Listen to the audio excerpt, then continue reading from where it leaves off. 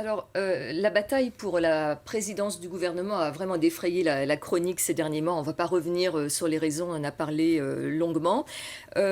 Aujourd'hui, Calédonie Ensemble, en la personne de Philippe Germain, préside l'exécutif, mais force est de constater que l'institution, j'ai envie de dire, a des ratés avec l'affaire des collaborateurs.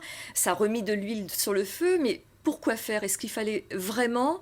euh, est-ce qu'il fallait en passer par là? Est-ce que c'est pour démontrer, par exemple, que la collégialité est une chimère? Non, pas du tout. D'abord, si Calédoniens Ensemble exerce la présidence du gouvernement, c'est pas par hasard. C'est parce que les Calédoniens ont décidé de faire Calédonie Ensemble la première force politique du pays, Vous largement, l'avez sorti, votre petite phrase. largement devant les autres. Oui, non, mais comme vous avez oublié de le dire, je le rappelle, ça permet de faire une petite piqûre pas inutile. On a fait à l'occasion de ces élections quasiment 30 000 voix. Quand la deuxième formation non indépendantiste qui est arrivée derrière nous, on a fait 14 000. Donc on exerce cette présidence, mais de manière légitime, pas en tentant de s'accrocher à un poste pour lequel on n'aurait pas la légitimité requise.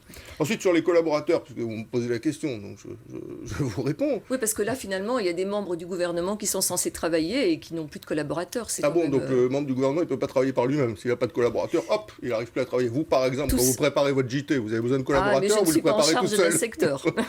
Donc non, ce que je veux dire, c'est que Philippe Germain a engagé un travail qui me semble utile, c'est d'assainir la situation. Je m'explique, il y a des pratiques illégales. Il y a des collaborateurs, notamment celui de Madame Baquès, qui ont été licenciés, qui ont touché 5,5 millions d'indemnités, et puis qui ensuite sont repris au même cabinet 28 jours après. Donc ça, ce sont des pratiques illégales. Le gouvernement a d'ailleurs déposé là-dessus un recours pour que la justice puisse se saisir de ce cas. Ensuite, il y a d'autres pratiques illégales, des collaborateurs qui sont employés à mi-temps, mais qui sont payés à plein temps. Donc il faut faire cesser tout ça. Ça, c'est la première raison.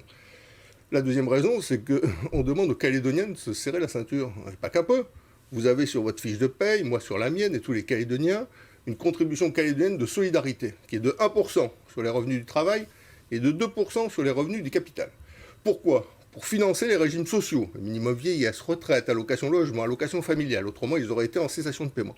Et au moment où on demande aux Calédoniens de se serrer la ceinture, elles, les institutions, elles continuent à se goberger, on continue à aller de l'avant comme ça, à dépenser à tout va l'impôt des Calédoniens sans faire attention. Non, on doit être exemplaire plus que jamais. Si on Alors, demande des efforts aux Calédoniens, on doit nous-mêmes faire des efforts. Et en ce sens-là, je crois que le travail engagé par Philippe Germain est un Alors, travail pour être salutaire.